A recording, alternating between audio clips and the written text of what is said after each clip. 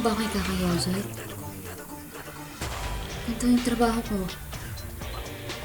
Ganito lang ako. Pero wala akong pakialam sa nakaraan mo.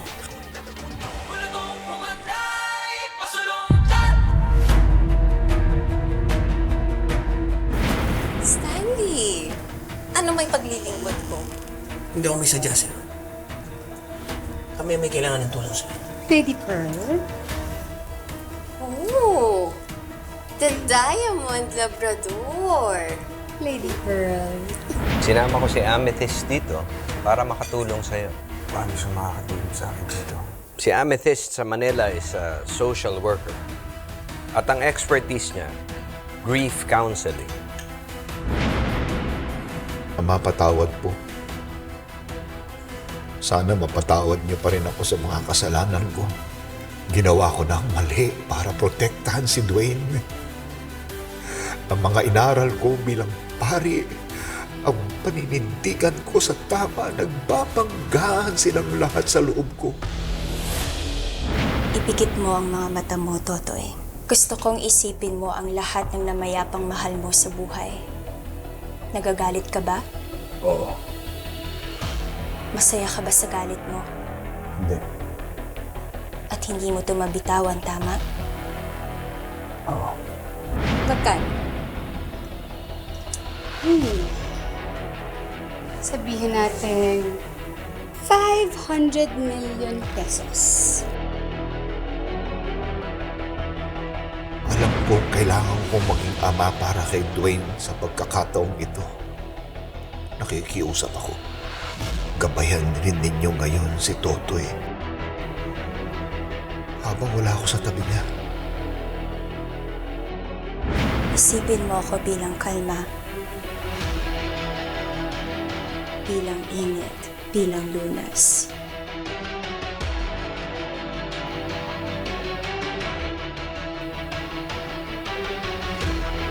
Ngayon, ikaw ay pagod at ako ang pahinga mo. Buksan mo na ang mga mata mo.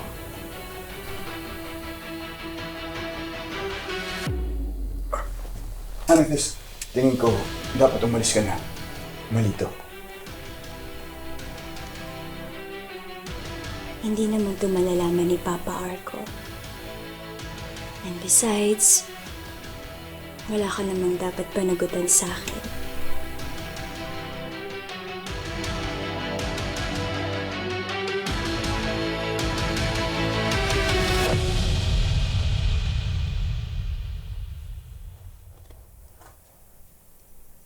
You need this, Totoy. Ito ang release na kailangan mo. Wala namang mawawala sa'yo, diba? I'm all yours.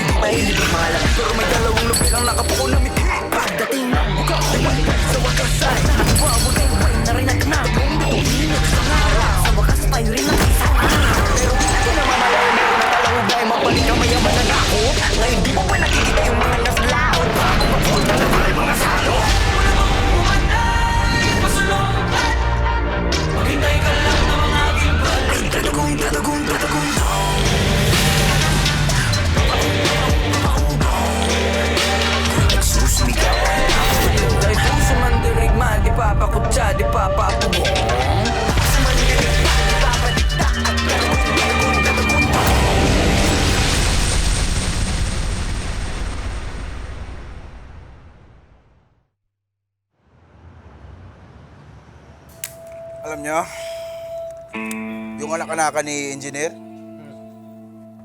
cute siya. Kung andito yon, mas gaganahan akong bumaril.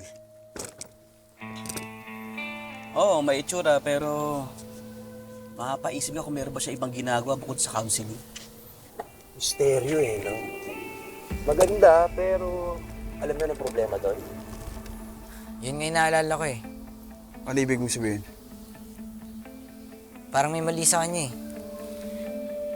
May off sa kanya, parang, pero hindi ko lang alam kung ano. Ang sabihin mo, nagagandahan ka lang din, kaya natatameme ka. Hindi yun.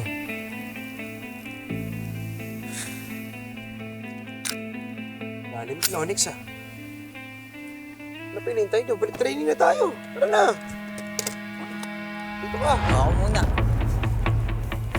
Parang bumalik ka naman pumatok. Ako muna. Pakita ka kita. Ano ba to? Aray. Ganto Onyx ha. Ano ba? Ikaw naman. Ay, wala pa pala. Tanga-tanga. Taas mo.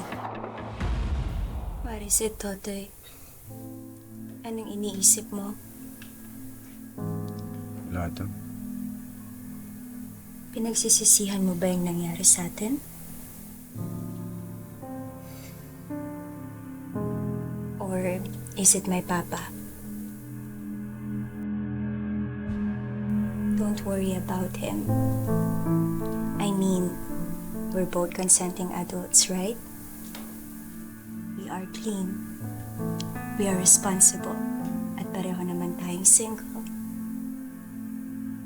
So walang makakapigil sa atin.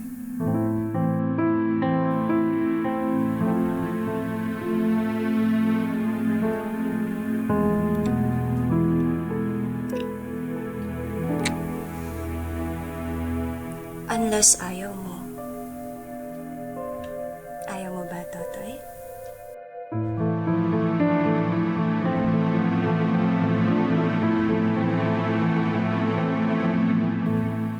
Do we have a deal? At ang kapalit? Of course! Daming evidences laban sa mga Castillos, lalong-lalo na kay Dwayne at Ruby.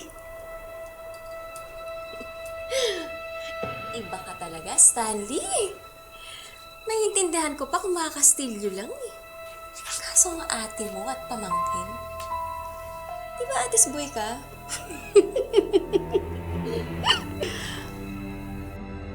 Hindi ko yung kay Ate Ruby. Sa mga ginawa niya sa amin ni Diamond. Sukin mo naman ako, di ba? Pagkakatiwala ba kita kay Lady Bird? Suki. Napakalaking understatement naman yan, Stanley. Baka naman number 1 client ang ibig mo sabihin. Well, bago maging talk show to, sa haba ng kwentuhan ninyo, so why don't we close the deal? 500 million pesos, Lady Pearl. What's your final answer?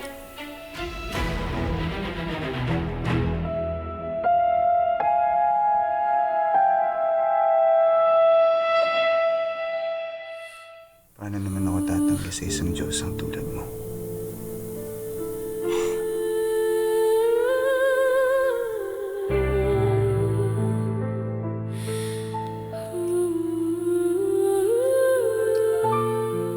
Pero Amethyst, walang pwedeng makaalam tungkol sa atin. Okay lang ba yun sa'yo? Oo naman. Mas gusto ko nga yun eh. As my thrill. Round 2?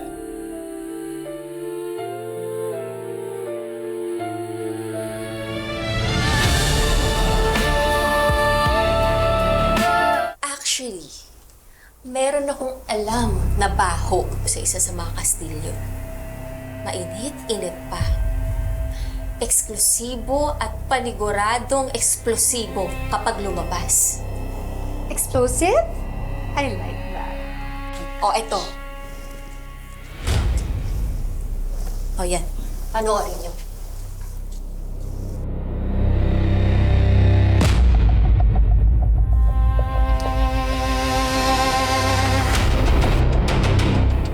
hotdog si Rocky. Isang fruitcake pala. Ang lakas sa sayad.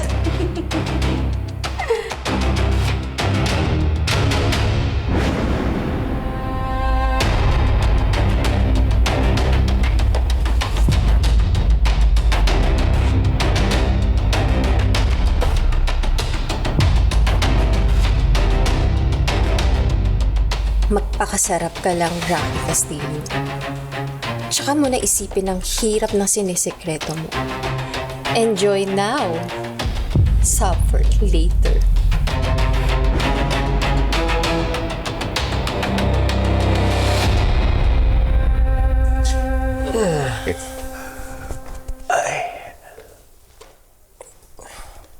Sandali, tanggalin ko lang ang hindi mapulupot. Salamat. Kung kailan ka pa lumaki, tsaka pa ako nagkaroon ng ganitong klaseng pagkakataon. Dadan. Yan.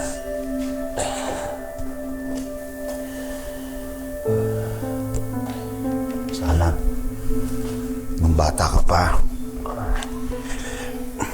nandito na ako lagi sa tabi mo.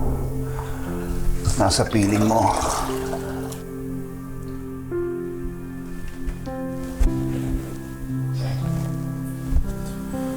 Don't dwell in the past.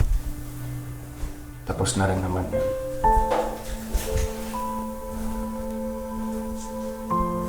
Nakita kita mo ng malay sa ICU. Nalungkot ako. Parang gumuhong mundo ko. Pakiramdam ko wala na akong pagkakataong gabayan ka. Samahan ka sa mundong ito. Kaya naman nung nagising ka na, nabuhayan ako ng loob.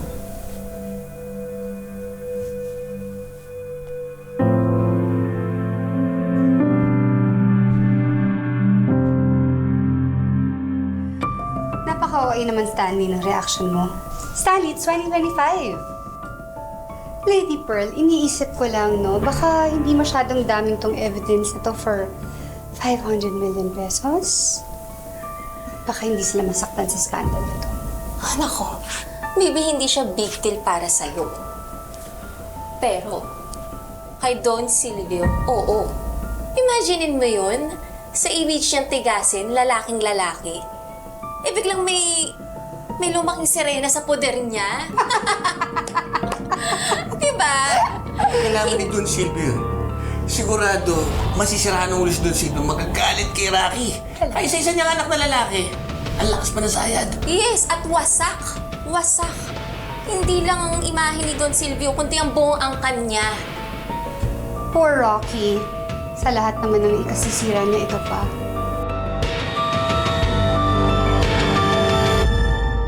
Dwayne, nandito na ako.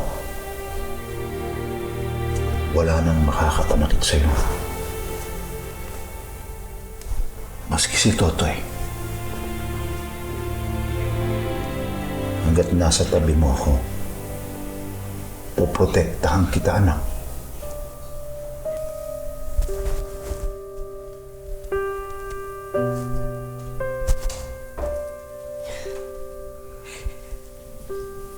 Ayoko sana makasira sa moment niyo. Oo naman. Pero hindi totoo yung sinasabi niya. Anak, pinagmamasdan ka namin.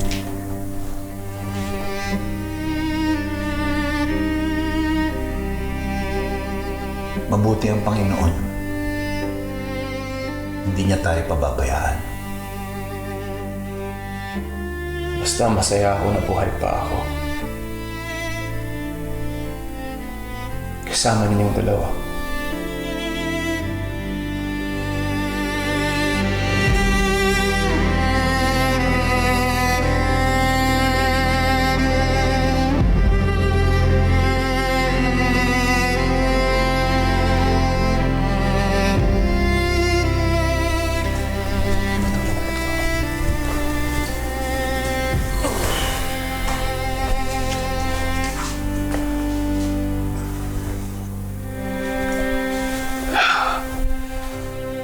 Dahan-dahan.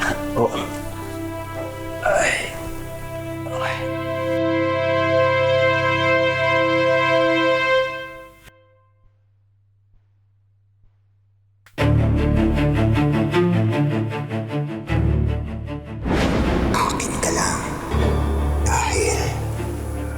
Kapag nalaman ko na may pagtingin ka pa sa Nico na yan, sa hukay na kayo magsasama-sama ng pamilya mo. Tindihan mo?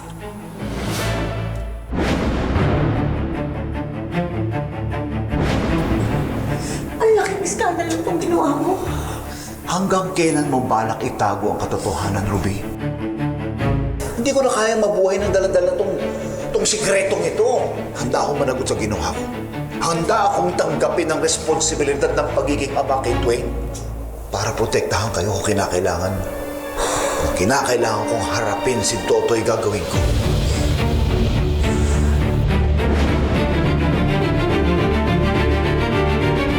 Ayaw sa init, Dwayne. Si Ruby, sa akin, hindi na kayo magkakabalikan. Dahil kung hindi, magkakamatayan tayo. Hindi na ako natatakot mamatay.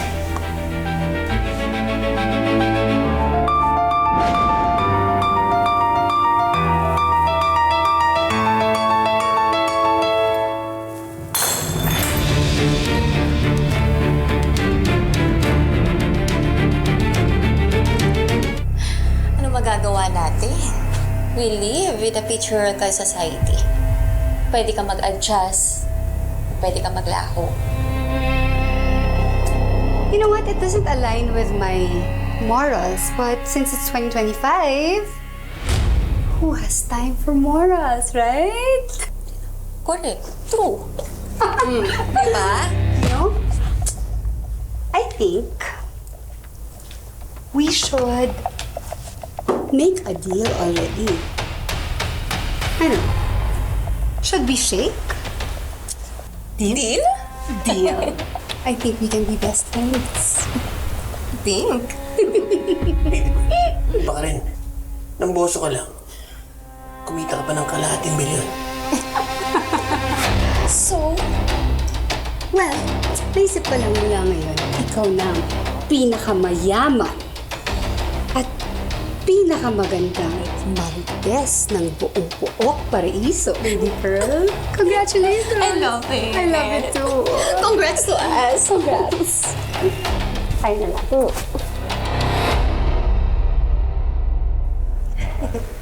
Oh, bakit ka tumatawa? Wala, naisip ko lang kung paano tayo nagkasama-sama tatlo ni Dwayne. Pero grabe namang malas ang inabot ng buhay natin. Una, nalagay ka sa kapahamakan. Tapos pangalawa, ito nangyari kay Dwayne. Parang feeling ko lang, binibiro tayo ng tadhana.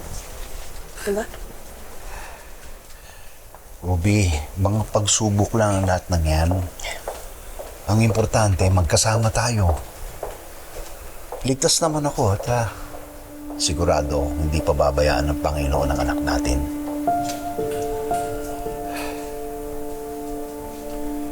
Balang araw, malalampasan din natin ang lahat. At ilalayo ko kayo sa mga kastilyo. At mamumuhay din tayo ng mapayapa.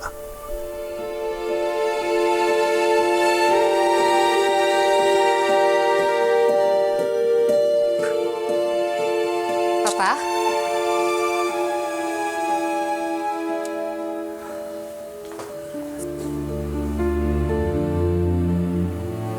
What's wrong?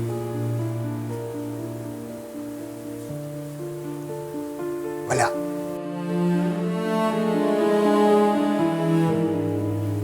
Come on, Papa.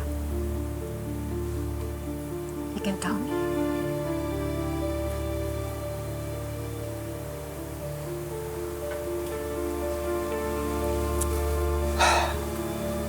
Si Nico. Wala namang problema nung hindi pa siya pumapasok sa bahay ko. Pero ngayong nandito na siya, naging magulo na ang lahat.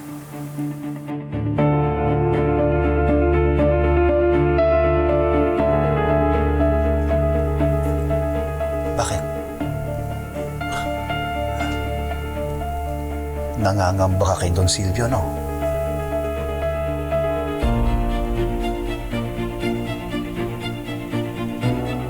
tapatin mo nga ako. May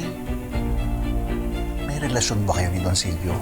Bakit ka pinipilit niyo ako, kayong dalawa ni Dwayne, pinipilit niyo ako na manirahan sa poder niya?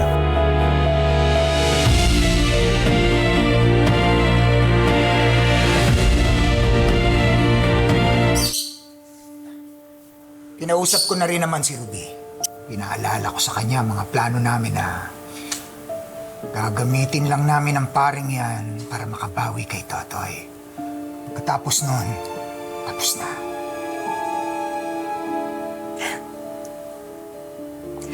So, siselos ka.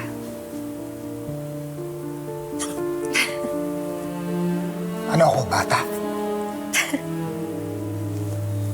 Ayoko lang na masira ang lahat ng plano ko dahil sa dating pari na yan.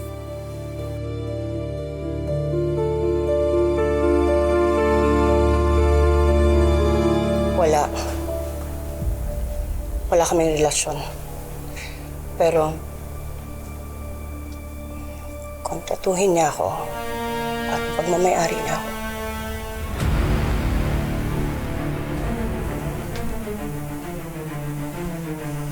Kaya kailangan na nating umalis. Hindi nga pwede, Nico. Alam mo naman kung bakit eh. Kumapit nga kami sa patalim ng anak ko, hindi ba?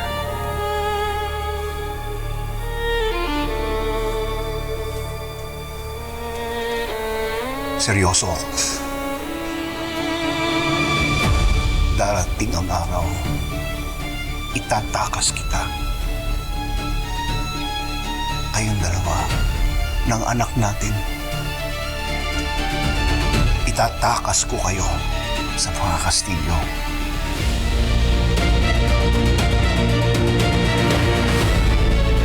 Pangako ko yan sa'yo.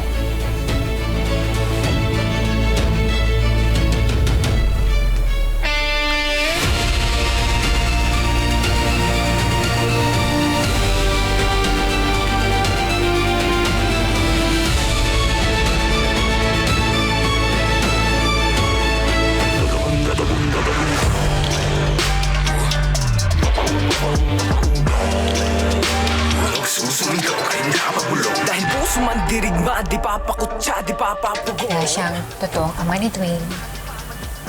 There are feelings involved. But if I were you, hahanap na ako ng paraan para mapaalis siya dito. Baka siya pang ahas. Tutuklaw sa ating lahat. I'm looking forward to our next session. Kanina pa kayo dyan? Tayo, dyan ka pala! Hindi ka namin napansin. Busy kasi kami dito sa ano eh. Ang dumi! Sobrang dumi! Ang ka po! Ang dumi dito. Oo, Talaga? Oo. Kahit pa paano, mas nagiging maayos kami ni Nico. Nawawala na yung tensyon sa amin dalawa. Hindi dapat tayo masyadong magtiwala kay Nico. Kung nagawa niyang trade to rin si Totoy, paano pa kaya ikaw? Oh! Andiyan ka na pala! Ano, Amber? May dala kaming prutas. Daniel, that color suits you ba? Blooming na blooming ka. I wonder, why? Bakit ang bagal-bagal mo? Eh, dapat sisiw na lang sa'yo yan eh. Kita mo naman, obvious naman na hayop sa'yo si Jet. Ang kailangan ko, yung importanteng impormasyon tungkol kay Totoy Bato. Pakialam dyan sa relasyon mo kay Jet. Amber. Yes? Who the hell do you think you are? Pinagsasabi mo. Huwag kang magtanga-tangahan. Akala mo, hindi ko narinig yung sinasabi mo kay Dwayne tungkol kay Nico? Akala mo palalagpasin ko yung ginagawa mo paglason sa utak ni Dwayne, nagkakamali ka.